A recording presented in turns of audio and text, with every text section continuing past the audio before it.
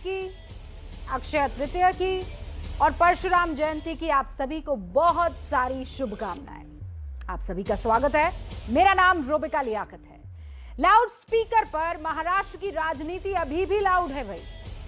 Ultimatum खत्म होने के बाद राज ठाकरे की पार्टी अब आंदोलन पर उतर आई है। महाराष्ट्र पुलिस की सख्ती के बावजूद मन से कार्यकर्ता सड़कों पर उतर आए हैं। अजान के वक्त लाउड स्पीकर पर हनुमान चालीसा बजाने की कोशिश कर रहे हैं। अकेले मुंबई में पुलिस ने एमएनएस के करीब 250 कार्यकर्ताओं को अरेस्ट किया है। 250। इसके बावजूद राज ठाकरे अपने रुख पर अड़िग हैं। राज ठाकरे ने यह साफ कर दिया है कि निवेदन की भाषा समझ नहीं आती तो आंदोलन की स्थिति आती है। राज ने अपने चाचा बाल ठाकरे का एक पुराना वीडियो आज ट्वीट किया। उद्धव ठाकरे सरकार पर हमला बोला।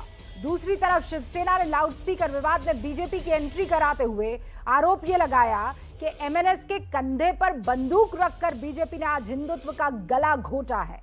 राज ठाकरे के आंदोलन की वजह से, और क्यों गला घोटा है, क्योंकि इस आंदोलन की वजह से शिरडी और त्रयंबकेश्वर जैसे मंदिरों में सुबह की आरती नहीं हो पाई। लेकिन सवाल तब भी कायम है कि क्या लाउड स्पीकर के बगैर पूजा इबादत नहीं हो सकती? जब सुप्रीम कोर्ट का आदेश है कि 5 बजे सुबह लाउड स्पीकर नहीं बजाया जा सकता, तो इसका पालन क्यों नहीं करवाया जा रहा? जब यूपी में योगी सरकार बगैर किसी भेदभाव के 55,000 लाउड स्पीकर हटा सकती है, तो महाराष्ट्र में क्या मजबूरी है? आज की हुंकार इन्हीं सवालों पर, क्योंकि ईद भी अब खत्म हो गई है, यानी वो त्योहार अब कल का हो गया है। आज जो अल्टीमेटम दिया था वो आंदोलन में तब्दील हो गया है और इसीलिए इसी पर बहस और हुंकार। ज्या दिवशी माझं सरकार या महाराष्ट्रामध्ये येईल त्यावेळेला रस्त्यामधले नमाज आम्ही पडल्या बंद केल्याशिवाय राहणार नाही। बाला साहब का वीडियो ट्वीट करके क्या दिखाना चाहते हैं? उनको क्या बाला साहब ठाकरे मांगते? ये एक दिन का आंदोलन नहीं है, ये जारी रहेगा।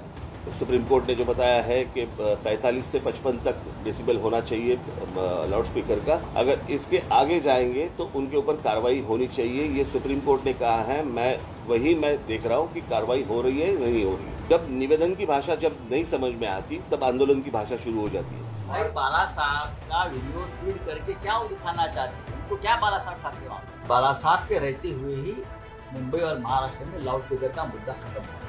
जिस स्कूल में हिंदुत्व की शिक्षा पढ़ाई शुरू की है ना, वो स्कूल मास्टर की डिग्री फर्जी है।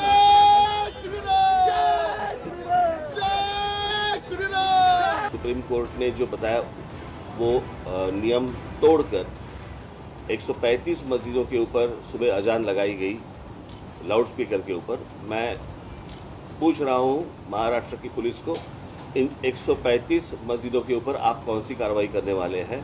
महाराष्ट्र में जो लाउड स्पीकर के बारे में कुछ लोगों ने विवाद शुरू किया, उसके पीछे भारतीय जनता पार्टी है। राज ठाकरे जी का इस्तेमाल करके ये लोग हिंदू में झगड़े लगाना चाहते हैं। ये एक दिन का आंदोलन नहीं है, ये जारी रहेगा। सुप्रीम कोर्ट ने जो बताया है कि 45 से 55 तक डेसिबल होना चाहिए लाउड स्पीकर का। 45 से 55 डेसिबल का लाउड स्पीकर होना चाहिए। इसका मतलब है हमारे घर में हम लोग जो मिक्सर लगाते हैं, ग्राइंडर मिक्सर जो लगाते हैं, उसका जो आवाज़ रहता है उतना आवाज़। आज जिस तरह से हमारे मंदिरों के ऊपर से ये आरती लोगों को सुनने नहीं आई, हज़ारों लोग जमा थे शिरडी के परिसर में या त्र्यंबकेश्वर में, जो ज्योतिर्लिंग है महत्वपूर्ण, तो हमारे लिए हिंदुओं के लिए काला दिन मैं मानता हूँ। लाउड स्पीकर पर सुप्रीम कोर्ट ने कहा क्या है, इंस्ट्रक्शंस क्या है, निर्देश क्या है, वो आपको बता देना चाहती हूँ ताकि थोड़ी क्लैरिटी आपके जहन में आ जाए। जुलाई 2005 को ये निर्देश सुप्रीम कोर्ट की तरफ से आया था कि रात 10 से सुबह 6 बजे तक लाउड स्पीकर पर रोक रहने वाली है, म्यूजिक सिस्टम पर रोक रहने वाली है। त्योहारों पर साल में 15 दिन और रात 12 बजे तक लाउड स्पीकर की इजाजत दे दी गई है, लेकिन महज 12 बजे तक, उसके बाद नहीं। लाउड स्पीकर पर सुप्रीम कोर्ट का निर्देश क्लियर है। अब हमारा सवाल यह है कि सरकारों को ये निर्देश क्लियर क्यों नहीं है। राम कदम साहब बीजेपी के प्रवक्ता हमारे साथ जुड़ चुके हैं, आनंद दुबे जी प्रवक्ता हैं शिवसेना के हमारे साथ जुड़ चुके हैं, वागीश सारस्वत प्रवक्ता एमएनएस के हमारे साथ जुड़ चुके हैं, बृजमोहन श्रीवास्तव जी एनसीपी के प्रवक्ता इस वक्त आपको स्क्रीन पर दिखाई दे रहे हैं, और हिंदुस्तान के प्रधान संपादक शशि शेखर साहब भी आपको स्क्रीन पर दिखाई दे रहे हैं। एनसीपी के प्रवक्ता आपसे कुछ देर में हमारे साथ जुड़ेंगे, माफ कीजिएगा। ये स्क्रीन पर आपको 4 मेहमान दिखाई दे रहे हैं, और शुरुआत जो है मैं वागीश सारस्वत जी आपसे करूंगी। संजय राउत को देखा आपने, वो एकदम कॉन्फिडेंटली ये कह रहे थे कि आप लोग इस्तेमाल हो रहे हैं, हिंदू वर्सेस हिंदू में झगड़ा लगा रहे हैं आप, और ये निर्देश कोई और नहीं आपको बीजेपी दे रही है। संजय राउत जी के साथ प्रॉब्लम ये है कि वो एक पपेट की तरह बात करते हैं। संजय राउत जी को खुद पता नहीं है कि वो कर क्या रहे हैं, किस तरह से सारी चीज़ें हो रही हैं। वो खुद खिलौना बन चुके हैं कांग्रेस और एनसीपी के हाथ में, और चूंकि वो खुद इस्तेमाल हो रहे हैं और लगातार इस्तेमाल हो रहे हैं, पिछले 2.5 साल से इस्तेमाल हो रहे हैं, इसलिए उनको लगता है कि बाकी लोग भी इस्तेमाल होंगे। आप राज ठाकरे जी की बॉडी लैंग्वेज देखिए, आप राज ठाकरे जी के वक्तव्य को देखिए, आपको कहीं किसी को भी पूरे देश में ऐसा लगता है कि वो इस्तेमाल होंगे? राज ठाकरे जी सीधे सीधे चल रहे हैं और बहुत क्लियर है मुद्दा, कहीं कोई कंफ्यूजन नहीं है। सामाजिक मुद्दा है, उसको धार्मिक रंग देने की कोशिश की जा रही है। अब जब आप धार्मिक रंग देने की कोशिश करोगे तो हम कब तक चुप बैठे रहेंगे? मुद्दा तो सिर्फ इतना है। आज भी राज ठाकरे जी ने जो दिया है, आंकड़ों के साथ दिया है ना, इस मुंबई शहर में 1400 के करीब मस्जिदें हैं, उनमें से ज़्यादातर का आज सुबह की अजान नहीं हुई, लेकिन 135 मस्जिदों ने आज भी अजान की। क्या उन 135 मस्जिदों के खिलाफ कार्रवाई नहीं होनी चाहिए? राज्य सरकार वो सब करने के बजाय सिर्फ आंखें दिखाने की कोशिश कर रही है। हमारे कार्यकर्ताओं को गिरफ्तार किया जा रहा है। अरे भाई, सुप्रीम कोर्ट के आदेश को पालन करने की तो बात कर रहे हैं हम। आप ये 250 के करीब आपके कार्यकर्ता गिरफ्तार हुए हैं, लेकिन आनंद जी सुना आपने, वागीश जी बहुत क्लियरली बता रहे हैं कि इस्तेमाल तो आप लोग हो रहे हैं, पिट्ठू आप लोग हैं, और चूंकि आपके साथ ये हो रहा है तो आपको लग रहा है सबके साथ, वो कौन सी दाढ़ी में किसका तिनका, क्या है वो कहावत?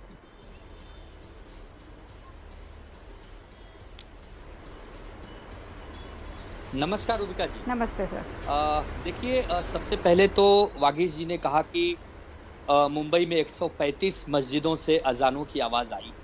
मैं हमेशा आपसे कहता था कि हमारा महाराष्ट्र एक जागरूक राज्य है, लोग एक दूसरे को जानते हैं। देखिए कि 90% से ज्यादा आज मस्जिदों से सुबह की अजानें नहीं आई। मैं धन्यवाद देता हूं मस्जिदों के प्रबंधकों को, जिन्होंने बिना किसी दबाव पुलिस के संपर्क में आकर आदरणीय सुप्रीम कोर्ट की बात से सहमत होते हुए खुद ही यह फैसला ले लिया, और गृह मंत्री जी के संज्ञान में आया, पुलिस कमिश्नर के संज्ञान में आया, मुख्यमंत्री जी के संज्ञान में आया। मैं आपके इस चैनल पर वादा करता हूं, इस पर कार्रवाई चल रही है। वो 135 मस्जिद के भी सुबह अजान नहीं आएंगे। तो इसका मतलब ये होता है कि देखिए, हम कानून व्यवस्था को मानने वाली पार्टियां हैं, हमारी सरकार है, हम किसी विवाद में नहीं जाना चाहते। लेकिन अगर कुछ लोग कानून व्यवस्था को बिगाड़ना चाहेंगे, हमारी सरकार का नाम खराब करना चाहेंगे, तो जो कानून की धारा में कार्रवाई होती है वो पुलिस कर रही है, धरपकड़ कर रही है, क्योंकि पुलिस को सूचना है कि कुछ लोग सद्भावना बिगाड़ सकते हैं। इन्हें न मंदिर से कुछ लेना है, न इन्हें मस्जिद से कुछ लेना है। इन्हें तो अपनी एक पिच तैयार करनी है, क्योंकि इनके गुरु ने कहा है, इनके जो गुरु हैं ए टीम, उन्होंने कहा है कि यार भाई कुछ बना पिच ऐसी कि सामने कारपोरेशन का चुनाव है, दोनों का भला हो जाए। यह शिवसेना जानती है, इसीलिए शिवसेना ये फूक कर गुरु तो बीजेपी है, ए टीम। राम कदम जी, ये क्या गुरु चेला आपने लगा रखा है भाई? सरकार चलाने दीजिए ना आनंद जी को। देखिए, यहाँ शिवसेना के नेता कह कानून व्यवस्था महाराष्ट्र में बड़े आज शायद न्यायपालिका ने राणा परिवार के बारे में क्या कहा शिवसेना के नेताओं ने नहीं सुना होगा। बहुत बुरी तरह से आज भी न्यायपालिका ने करारी फटकार महाराष्ट्र की सरकार को लगाई है। किस प्रकार से उन्होंने राजद्रोह का जबरन मुकदमा अपना राजनीतिक हिसाब चुकता करने के लिए उस परिवार पे लगाया, ये सारी बातें हमने न्यायपालिका कह रही है। पहली बात। दूसरी सबसे महत्वपूर्ण बात यह आती है कि महाराष्ट्र की सरकार, अब इनकी आयु 3 साल की होने जा रही है, तो 3 साल के बाद भी सरकार करके जिम्मेदारी लेना ये कब सीखेंगे? कब केंद्र की ओर इधर उधर उंगली दिखाना बंद करेंगे? सिंहासन पर बैठे हो, मुख्यमंत्री आपके दल के नेता है और कोई दायित्व का कोई निर्वहन नहीं होगा, सारी जिम्मेदारी यहाँ आप धकेल दोगे। उत्तर प्रदेश की भूमि पर योगी सरकार ने न्यायपालिका का सम्मान किया, सभी धर्मों के गुरुओं को साथ लेकर के बड़े अमन और शांति के साथ वहां पर न्यायपालिका का सम्मान हुआ। महाराष्ट्र की भूमि पर आपको रोका किसने? आपको करना नहीं है कुछ। कानून व्यवस्था की बात शिवसेना के मुंह से शोभा नहीं देती। आज भी महाराष्ट्र नहीं भूल पाया। देश के लिए अपनी जान निछावर कर देने वाले फौजी के घर में आपके कार्यकर्ता घुसे, उसको घर से बाहर निकाला और फौजी को किस बहरमी से मारा। रुबिका जी, आपके भी चैनल नेताओं को दोबारा एक बार दिखाइए। इसलिए कानून व्यवस्था की बात करने के बजाय जो योगी सरकार कर पाई और ठाकरे सरकार क्यों नहीं कर पाई, उसका ये पहला जवाब दे। दूसरा जवाब, स्वर्गीय बाला साहब ठाकरे जी की विचारधारा, अब वो विचारधारा ही आपको मंजूर नहीं। अब तो आप इतने साहसी बन चुके हो कि मीडिया के सामने कह रहे हैं कि बाला साहब की विचारधारा पुरानी हो गई। यानी जिनके नाम पर तुम्हारा दल चल रहा है, उन संस्थापक स्वर्गीय बाला साहब को। राम कदम जी, 2 सवाल है आपके। आनंद जी, क्विकली इन दोनों सवालों के जवाब दीजिए। आपने उस विरासत को पीछे छोड़ दिया और आज की तारीख में आपको उस विरासत को आगे ले जाने में शर्मिंदगी हो रही है। सीधा आरोप राम कदम ये लगा रहे हैं। हिंदुत्व के जो सबसे बड़े अलमदार कहलाते थे बाल ठाकरे, आरोप आपने उनके टीचिंग्स को, प्रिंसिपल को, जैसा ये कह रहे हैं, पीछे छोड़ दिया।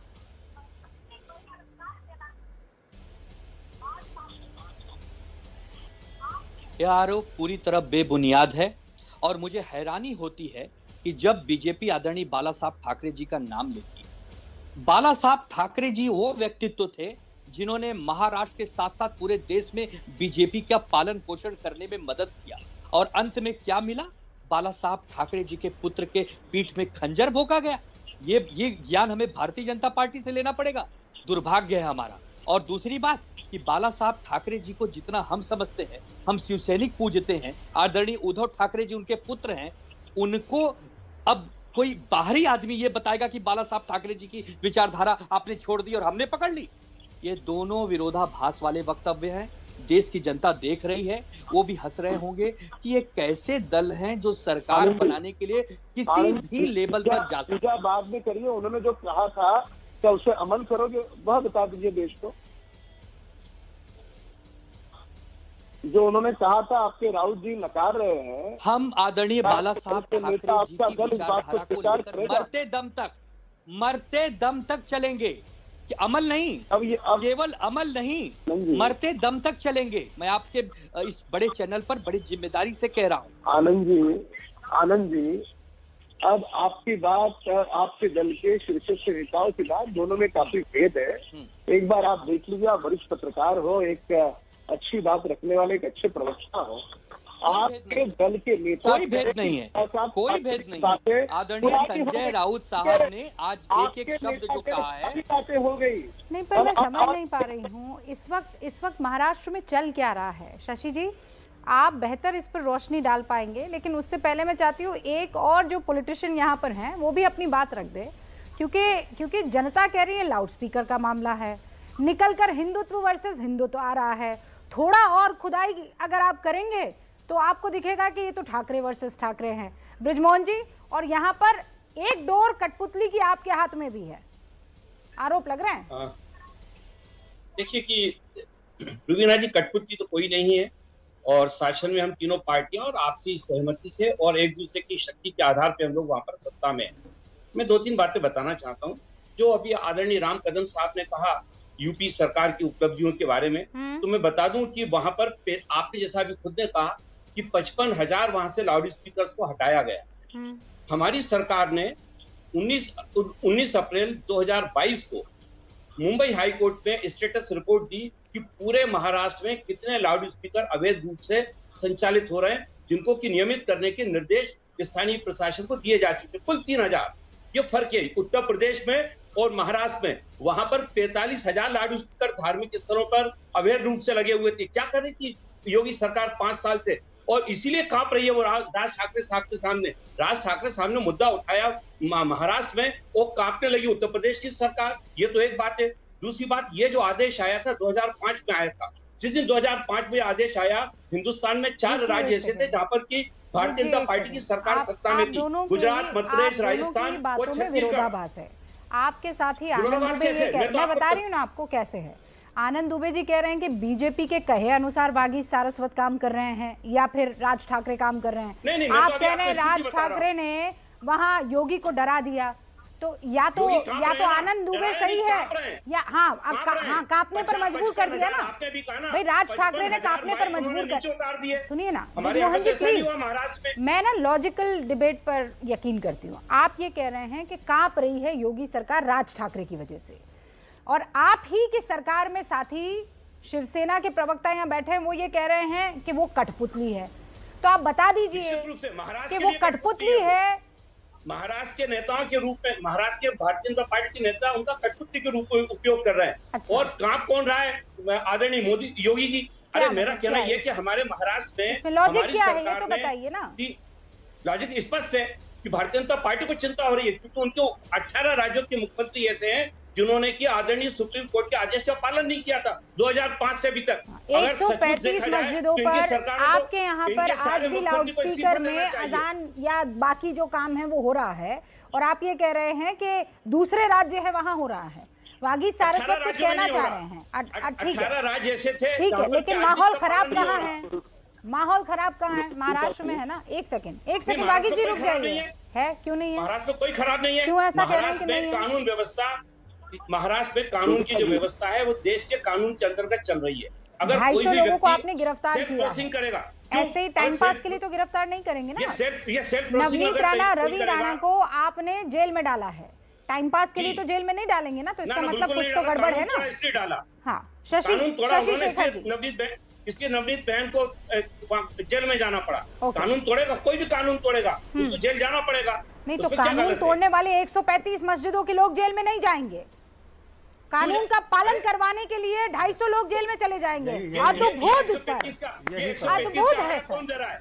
हाँ, 135 का आंकड़ा तो सुप्रीम कोर्ट के आदेश के बाद कानून है, वो कानून का पालन नहीं करने वाले लोग अभी भी भोंपू बजा रहे हैं और वो जेल में नहीं जा रहे। किसी को जेल में आप डाल लेकिन आप कह रहे हैं कि तानाशाही है। अरे भाई तानाशाही कहाँ है? शासन है क्या महाराष्ट्र में? तानाशाही कहाँ है मोहन जी? महाराष्ट्र में तानाशाही नहीं चल रही है, मैं आपको बता दूं। आपका लॉजिक जो है वो एकदम 100 में से 0 मार्क्स लाएगा, उसको कभी एग्जाम में मत भेजिए। अब आपकी समझ में इसलिए नहीं आएगा रुचिका जी, इस हकीकत को मैंने जब बयान किया कानून के दायरे से, तो आपको समझ में नहीं आ रहा। नहीं, मैं कानून की बात कर रही हूँ। महाराष्ट्र में तानाशाही नहीं हो रही है, किसी का भी माइक मेरे सवाल सर जलेबी की तरह गोल गोल नहीं होते हैं, मेरे सवाल तलवार की नोक की तरह एकदम सीधे होते हैं। मेरा जवाब भी बिल्कुल यथावत वही था जो आपको चाहिए, लेकिन अभी आपका जवाब गोल गोल है, समझ नहीं आ रहा है, और दोनों जगह पर। आप रुक जाइए, आप एक सेकंड। चलिए आप फिर से पूछिएगा, मैं जवाब दूंगा। सर मैं लाउड स्पीकर लाकर भी आपको ये सवाल पूछूंगी तो आपके जवाब नहीं आएंगे। वैसे शशि जी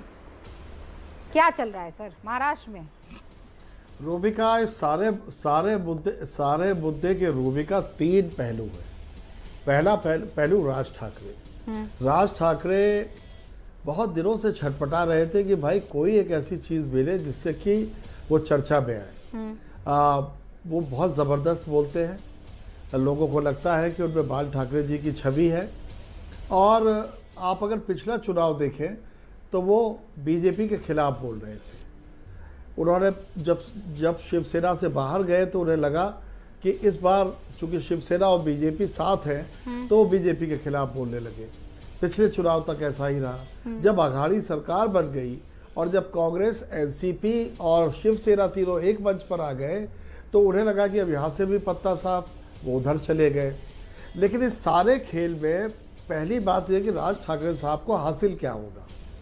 मुझे इसमें बहुत साफ लगता है कि हासिल होने को आज हेडलाइंस भले ही हो, लेकिन सिर्फ ये आगे बढ़ाएंगे कैसे। क्योंकि आप ये देखिए कि बीजेपी का पूरे तरह से फायदा है। जैसे पुराने जमाने में 2 तरह के योद्धा होते थे, एक राजा के योद्धा जो लड़ा करते थे, एक कुछ ऐसे योद्धा भी होते थे जो इधर उधर से आ जाते थे, सिंपैथाइजर्स, जिनको आगे कर दिया जाता था। नवनीत राणा बीजेपी की सांसद नहीं है, बीजेपी का काम कर रही हैं। राज ठाकरे साहब बीजेपी से कोई ताल्लुक नहीं रखते, बीजेपी का काम कर रहे हैं। और इस सारी लड़ाई में मुझे ये लगने लगा है कि हमारे देश में एक अच्छा ऐसा माहौल बन रहा है कि कौन कितना बड़ा हिंदू, किसका हिंदू मुझसे जब बड़ा, मेरा हिंदू तुझसे छोटा, इस तरीके की एक नई बहस दिखाई पड़ रही है। शिवसेना कह रही है हमें हिंदुत्व मत सिखाओ, राज ठाकरे साहब कह रहे हैं मस्जिदों से ये हटवाओ। लेकिन क्या अकेला मस्जिद ही मुद्दा है? अगर मस्जिद मुद्दा है तो मुझे राज ठाकरे की एक बात से सहमति है कि उत्तर प्रदेश का मॉडल वाकई बहुत बढ़िया था। ये जो कह रहे थे 42,000, 1 लाख से ज़्यादा लाउड स्पीकर्स ऐसे हैं जो दोनों हर तरह के धर्म स्थल से या तो उतार दिए गए और या उनकी आवाज़ धीमी कर दी गई। तो अगर राजद तो लागू करना है तो उसे बिल्कुल समान दृष्टि से, समान आँख से देख कर करना पड़ेगा। वो इनमें या उनमें नहीं बांटा जा सकता। और मैं इस बात पर बिल्कुल साफ हूँ कि इस तरह की पॉलिटिकल लड़ाई देश के लिए हित में नहीं है।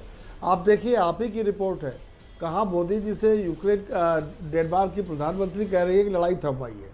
हाँ। कहाँ हमारा देश का सम्मान वहाँ पहुँच रहा है और कहाँ हम कैसी बात कर रहे हैं। तो मुझे ऐसा लगता है कि नेताओं के मैच्योर्ड होने का टाइम आ गया है।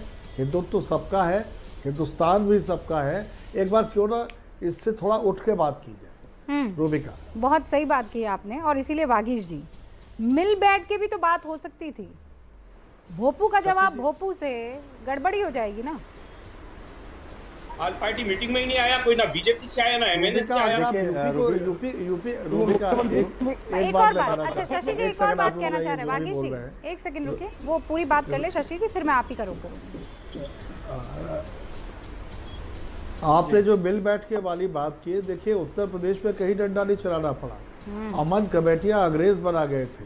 अगर सिर्फ उनकी बैठक की जाए तो मुझे नहीं मालूम कि कोई दंगाई है हमारे बीच में।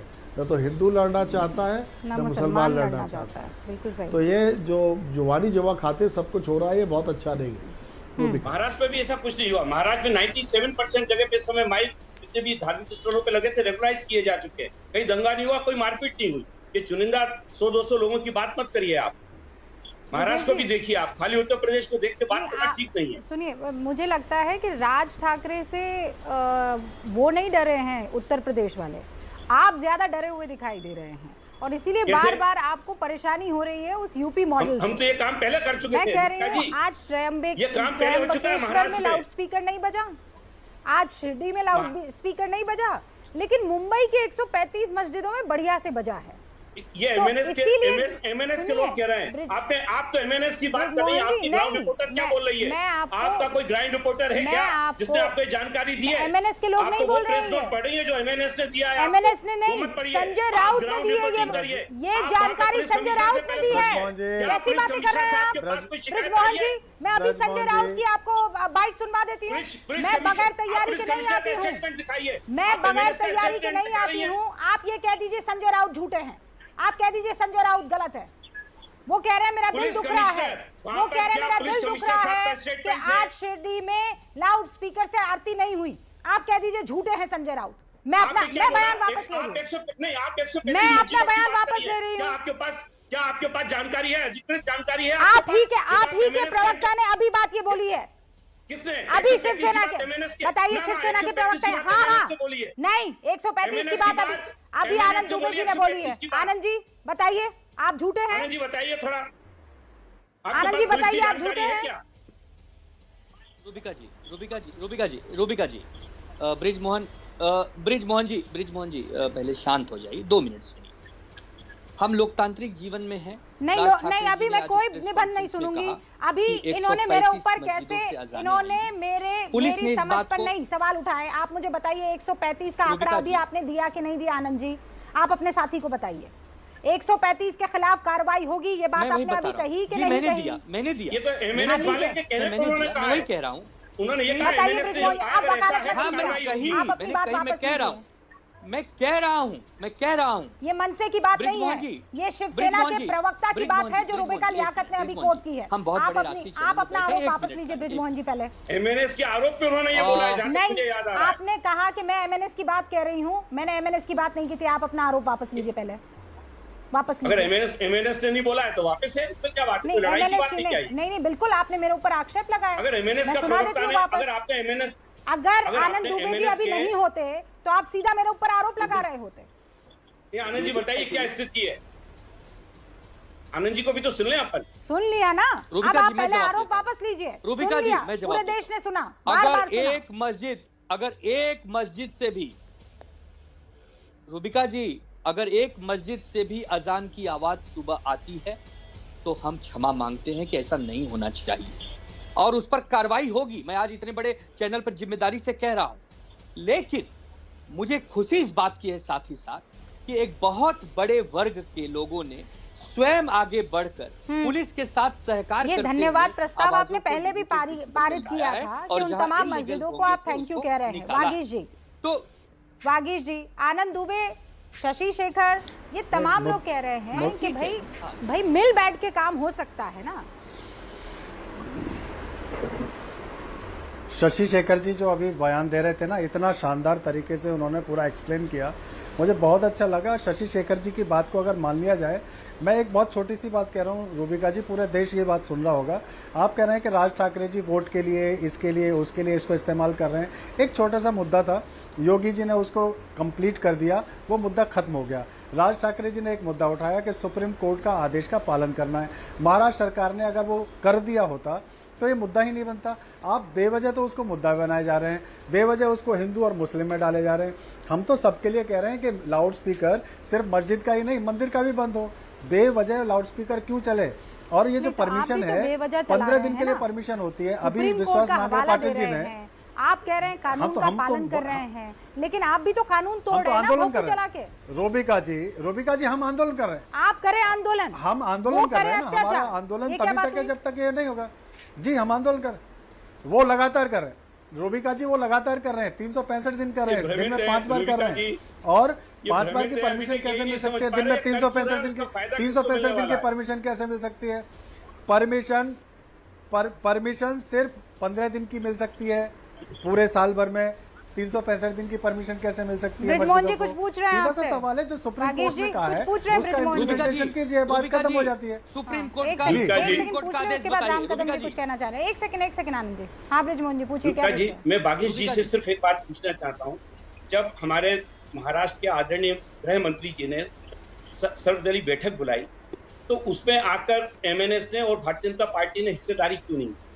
वहां आकर इनको अपनी बात बतानी चाहिए कि हमारी सरकार ये चाहती है सब लोग बैठकर बात करें और हमें कैसा रास्ता निकाले जिससे कि किसी भी प्रकार की कोई भी असहमति ना हो और किसी प्रकार से कोई ऐसी बात ना हो जिससे कि शासन प्रशासन पे प्रभाव पड़े। जी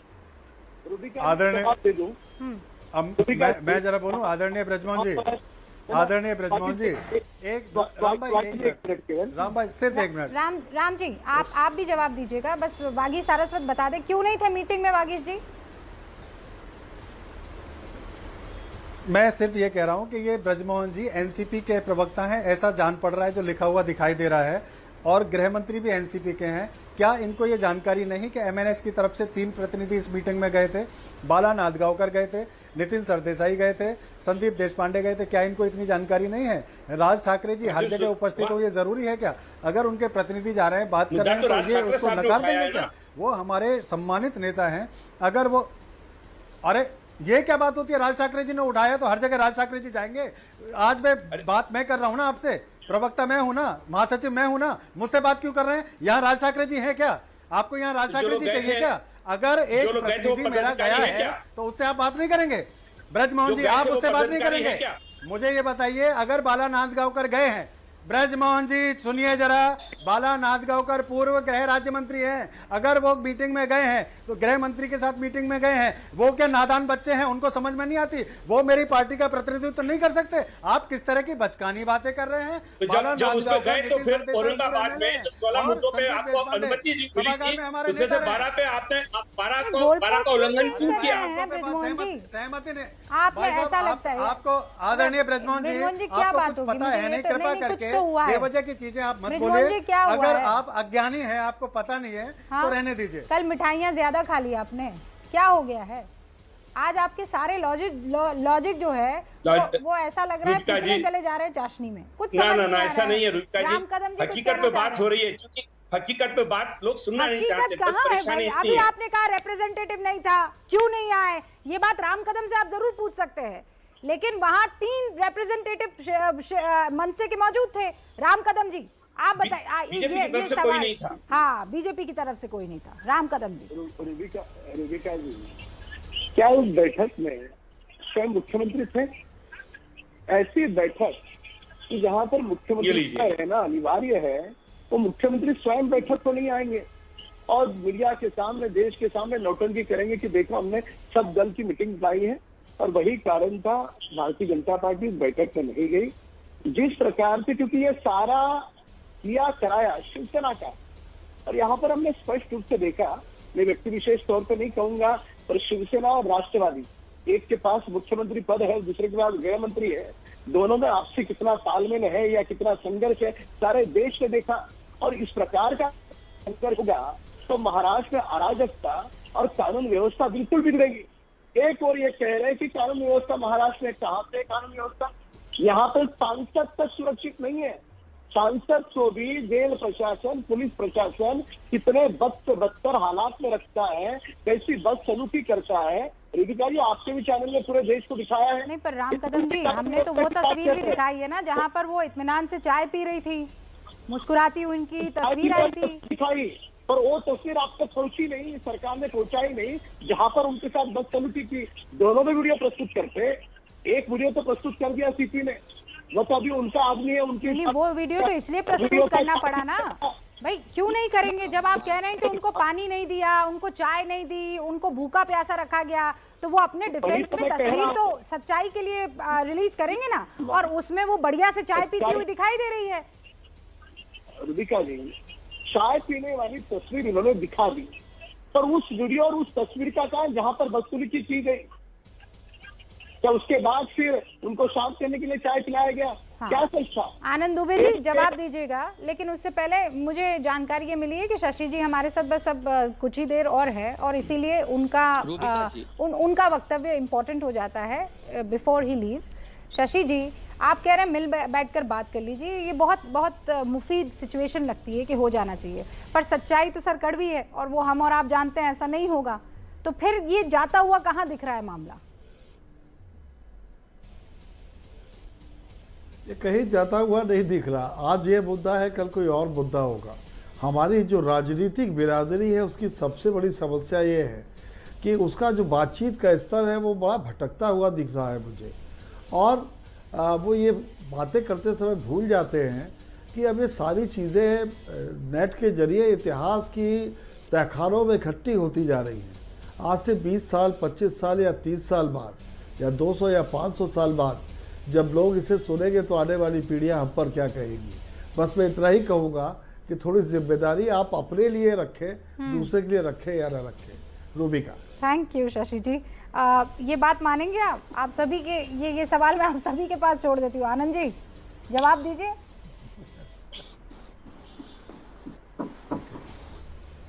रूबिका जी, पहले भारतीय जनता पार्टी के लिए एक शब्द कह देता हूँ, यह पार्टी भ्रमित हो गई है। एक तरफ मुंबई पुलिस के कमिश्नर एक वीडियो जारी कर रहे हैं जिसमें उनको सम्मान दिया जा रहा है, चाय पानी पूछा जा रहा है, लेकिन ये कह रहे हैं कि वो वीडियो कहाँ है जिसमें उनका अपमान हुआ। अरे भाई, जब अपमान हुआ ही नहीं तो वीडियो कहाँ से लाया जाए, कहाँ से पैदा करें वो वीडियो? बस एक बात बोलनी थी आपको। और दूसरी बात, नवनीत राणा को जो बेल मिली है वो सशर्तों के साथ मिली है। सुनिए, मुझे एक बात बोलनी थी आपसे। ये जो आपकी पहली लाइन थी ना कि बीजेपी भ्रमित हो गई है, अगर मैं एक पोल कर दूं ना कि कौन सी पार्टी आपको भ्रमित आज की तारीख में लग रही है और उसमें 2 पार्टियां रख लूं, बीजेपी और शिवसेना, तो मुझे लगता है वोटिंग में आप बाजी मार जाएंगे भाई, क्योंकि आपका बेस जो है वो हिंदुत्व वाला है।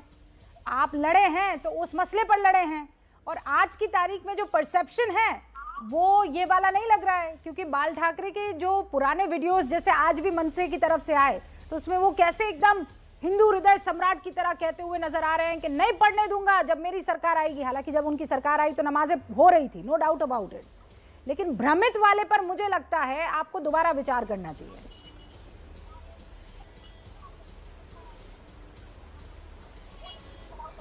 रूबिका जी, ऐसी बात नहीं है। देखिए, हमने कभी भी आदरणीय बाला साहब ठाकरे जी की विचारधारा को छोड़ा ही नहीं। हाँ ठीक है, सबके अपने अपने व्यवहार का, अपने अपने तेवर का एक स्टाइल होता है।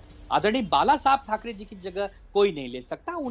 उनका एक अंदाज ही दुनिया से निराला था। तो अगर कहें कि बाकी भी सब शिवसैनिक वैसे अंदाज करें, तो ये हम लोगों से संभव नहीं है। हम लोग का कद उतना बड़ा नहीं है कि हम आदरणीय बाला साहब ठाकरे जैसा तेवर कर सके। राज ठाकरे तो वो कर पा रहे हैं।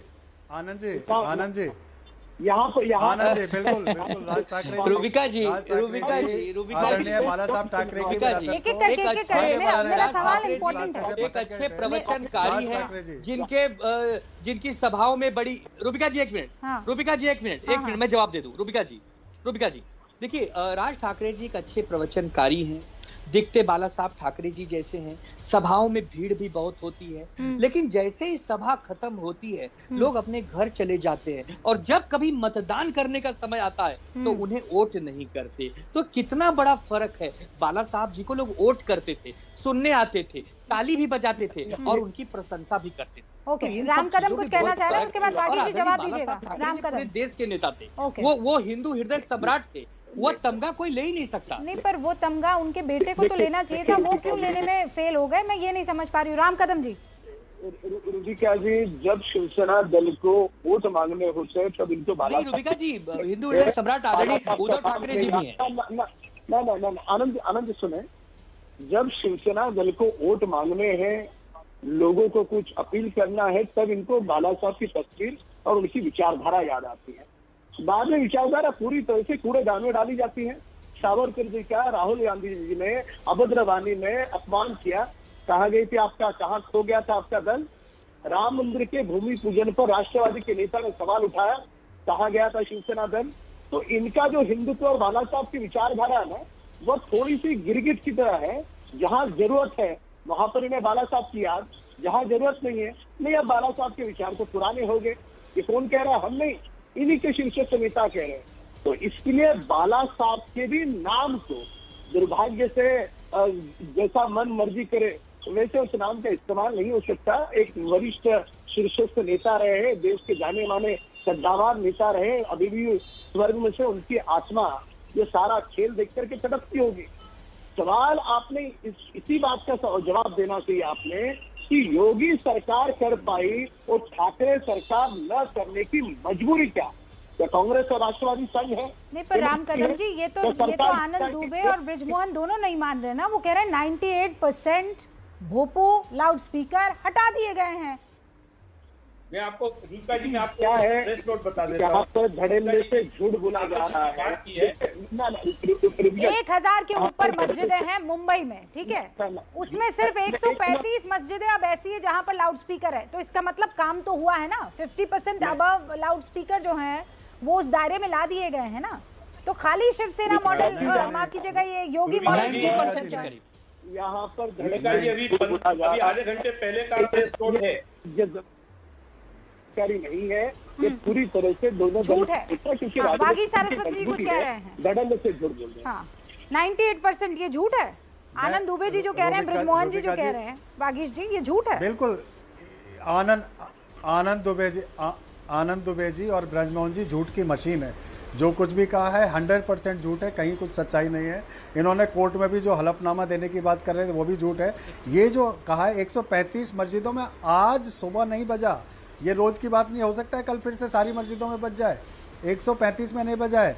बाकी सब जगह जो लाउड स्पीकर लगे अवैध ही लगे हैं, वैध कहीं परमिशन नहीं के। मैंने वही कह रहा था ना कि सुप्रीम कोर्ट से परमिशन लेनी चाहिए। 365 दिन की परमिशन मिल ही नहीं सकती है। पूरे साल की परमिशन कैसे मिल सकती है जब सुप्रीम कोर्ट का नियम है कि सिर्फ 15 दिन की मिलेगी? सीधा सीधा झूठ है। आप रोज की परमिशन रोज लीजिए ना, कीजिए अजान। और डेसिबल मीटर का जो है 45 से लेकर 55 अब इस पर भी तो जवाब दे दीजिए कि राज ठाकरे बात करने में बहुत शानदार हैं, जो कुछ भी वक्ता बड़े अच्छे हैं, भीड़ बड़ी जुटा लेते हैं, लेकिन जब वोट देने की बारी आती है या लेने की बारी आती है तो टाई टाई फिश हो जाते हैं। रूबिका जी, देखिए, जो बात आनंद जी कह रहे हैं ना, अभी राज साहब ठाकरे के लिए यही बात कांग्रेस वाले लगातार पूरी उम्र आदरणीय बाला साहब ठाकरे के लिए कहते रहे कि शिवाजी पार्क में दशहरा की समय में भीड़ तो बहुत आती है लेकिन वोट में कन्वर्ट नहीं हो पाती। आनंद जी बताएं, आज भी उनकी अकेले की सरकार है क्या? कभी शिवसेना अपने दम पे पूरी सरकार बना पाई है? हमेशा तो बैसाखियों के सहारे पे चली है, कभी उसने बीजेपी की बैसाखी ली, आज तो 2-2 बैसाखियां लेके चल रही है। एक तरफ कांग्रेस है, एक तरफ एनसीपी है। आनंद जी भी कितने आनंद से बात करते हैं। अरे आनंद जी, जरा अपने गिरेबान में झांक के देखिए, शिवसेना को भी वोट नहीं मिले और अभी भी शिवसेना की सीटें कोई इतनी महत्वपूर्ण नहीं है। आप खुद जानते हैं शिवसेना को बाला साहब ठाकरे का वक्तव्य तो बहुत शानदार था। हिंदू हृदय दर्द तो छलकेगा ना, ये आपका भी दर्द है। अभी आपको दिखाई दे रहा है आने वाले चुनाव में आपका दर्द भी उछल उछल के छलक के पूरे देश के सामने आएगा, क्योंकि आपके पास जो थोड़ा बहुत भी वोट बैंक था ना, वो भी आप धीरे धीरे गंवा चुके हैं। आप हिंदू विरोधी हो चुके हैं। आप हिंदू देखिए राज साहब ठाकरे अकेले चले थे, अकेले चल रहे हैं, अकेले ही चलेंगे। हमने अभी तक बैसाखियां नहीं ली, आप बैसाखियों पे चले हो। आप लंगड़े हो। शिवसेना अपने दम पे चल नहीं सकती। भगवान करे, भगवान करे, भगवान करे वो अकेले ही चले। और भगवान करेगा। आपका शिवसेना का बिस्तर गोल हो जाएगा। राम कदम जी, ये एकला चलो शिवसेना का बिस्तर गोल हो जाएगा। आप हाथ पकड़ेंगे छोटे भाई का? महाराष्ट्र में यदि आप महाराष्ट्र की चर्चा करें तो महाराष्ट्र में वर्तमान में भी और अतीत में भी ये दोनों जो चुनाव हुए 2019 के 2014 के, तो सबसे बड़ा दल करके भारतीय जनता पार्टी उभरी है। कोई किसी के साथ चुनाव में अलायंस करने की कोई आवश्यकता नहीं है। हम हमारे दम से पूरी तरह से सरकार बना भी सकते हैं। सरकार भी निश्चित तौर पे आई है। पार्टी के शीर्षक नेता उनका कॉल है। टेबल के नीचे से हाथ मिलाया है, टेबल के ऊपर पंजा लड़ाने में क्या दिक्कत आ रही है? खुश होने के लिए ख्याल अच्छा है राम भाई का। परसेप्शन है, ये मीडिया का परसेप्शन है कि कोई हिंदुत्व की बात करे तो बीजेपी ने उसको उकसाया है। ये मीडिया का परसेप्शन है, वैसा वास्तव नहीं है। तो कई दिनों से अगर मनसे नेता और मनसे की अगर अगर देखोगे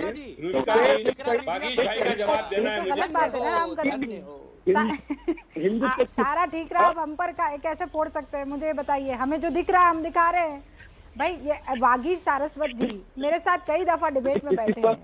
नॉर्थ इंडियन वाला मुद्दा, मराठी मानुष वाला मुद्दा सबसे अव्वल रहता था, हमको भी पता है। लेकिन अचानक जो है ये लाउडस्पीकर वाला मामला आया है। जय मराठा से जय हनुमान ज्ञान गुण सागर होने लगा। हमको कुछ तो दिख रहा है ना, कुछ तो समझ में आ रहा है ना। सवाल मुझसे पूछ रहा है? हाँ राम कदम जी। नहीं, देखिए ना, इन दोनों दलों की और अन्य लोगों की ये अपनी धारणा होगी। उन्होंने जो भी व्यक्ति हो, दल हो, हिंदुत्व की बात करेगा, उस व्यक्ति विशेष का या दल का नहीं। अच्छा राम कदम जी, मैं आखिरी कुछ मिनट है और इसीलिए मैं थोड़ा क्विक जवाब चाहती हूँ। अच्छा मुझे ये बताइए, ब्रिजमोहन जी एक सेकंड। हाँ ब्रिजमोहन जी बस एक सेकंड। राम कदम जी, थोड़े तो क्यूट लगने लगे हैं ना मनसे के लोग आपको? थोड़ा तो प्यार आने लगा होगा ना, थोड़ा बहुत तो। हमने बड़ी स्पष्टता से कहा किसी व्यक्ति विशेष या दल का नहीं। हाँ। उन्होंने जो हिंदुत्व की बात कही है और कोई भी हिंदुत्व की बात करता है तो निश्चित तौर पर समर्थन होगा। और उसमें क्या गलत है? जो हिंदुत्व की विचारधारा है, उस विचारधारा की बात का समर्थन क्यों नहीं हो सकता? वागीश जी, इसका मतलब कतई ऐसा नहीं होता कि उनके अन्य तौर पर हम समर्थन नहीं करते। कानून व्यवस्था कोई हाथ में लेता है तो उसका समर्थन। वागीश जी, पर राज ठाकरे साहब तो कह रहे ये सामाजिक मुद्दा है, धार्मिक है ही नहीं। एक और ओबिका जी, ये डिस्टर्ब कर रहे हैं, ठीक से ना चीजों को समझते हैं, बस बीच में आके बोलना है हर चीज में। ब्रजमोहन जी कभी कभी सुनना भी सीखिए। आप तो राज ठाकरे साहब ने कहा सामाजिक मुद्दा है, ये धार्मिक मुद्दा है आपके लिए, सामाजिक मुद्दा बताओ ना। राज ठाकरे साहब तो बोले सामाजिक मुद्दा है। सामाजिक मुद्दा ये धार्मिक मुद्दा है कहाँ फिर? भाई साहब, आदरणीय बंधु, बड़े भाई, धार्मिक मुद्दा तो आप बना रहे हैं। धार्मिक मुद्दा तो आप बना रहे हैं, सामाजिक मुद्दा है। अगर आप, ब्रजमोहन जी बहुत सीधी सी बात है, आप अगर इसको धार्मिक मुद्दा बनाएंगे, कानून का मुद्दा होता तो आपने सॉल्व कर दिया होता। आप सॉर्ट आउट कर रहे हैं। आप तो झूठ पे झूठ बोले जा रहे हैं कि महाराष्ट्र में कानून काम कर रहा है। आपकी सरकार में दम होता, क्षमता होती, निर्णय लेने की क्षमता होती, इच्छा शक्ति होती, तो ये मुद्दा कब का शांत हो गया होता। ये इतना विवाद का है ही नहीं। आप राज ठाकरे जी को इतना महत्वपूर्ण नेता क्यों बना रहे हो? अरे मत बनाओ, मुद्दा शांत कर दो ना, लाउड स्पीकर बंद कर दो ना, कल से कहीं चर्चा ही नहीं होगी। राज ठाकरे जी की चर्चा नहीं होगी कल से, आप लाउड स्पीकर बंद करो ना। आप लोग ही आपको यही चाहिए ना, आपको यही चाहिए ना कि राज साहब की चर्चा ना हो। कि नहीं, जरा मुद्दा खत्म कर दो, मुद्दा खत्म कर दो। भोपू बंद कर दीजिए ना, पूरा खेल ही खत्म हो जाएगा। मैं इंतजार करूंगी। बहुत बहुत शुक्रिया आप सभी का हमारे साथ जुड़ने के लिए, लेकिन आंदोलन अभी जारी है। आनंद जी, वक्त की कमी है, अभी तो भोपू हटेंगे नहीं, अभी दोबारा आपको इनवाइट करना ही पड़ेगा। मतलब ये मेरी दूरदृष्टि है, हो सकता है वो गलत हो, आप सही कर दीजिएगा। अच्छी खबर दे दूं, एक गर्मी से राहत मिल गई है देश भर को। देश भर में मौसम का मिजाज बदल गया है। हैदराबाद में इतनी बारिश हुई है कि सड़कों पर पानी भर गया है। दिल्ली के रोहिणी में ओले गिरे हैं। हरियाणा और पंजाब में बारिश की बूंदों ने लोगों को भयंकर गर्मी से राहत दी है। अंबाला और अमृतसर में बारिश से मौसम सुहाना हो गया है। मध्य प्रदेश के भिंड में बारिश के साथ ओले गिरे हैं। 45 डिग्री की जो भयंकर गर्मी थी उससे लोगों को बड़ी राहत मिली है।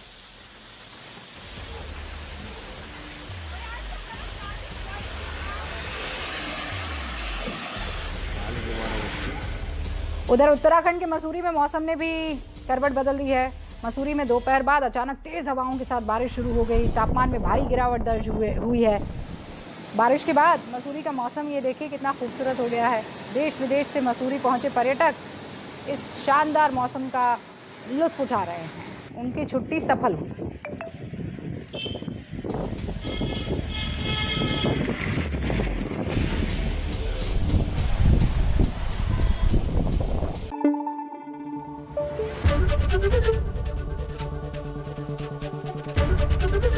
एबीपी न्यूज आपको रखे आगे।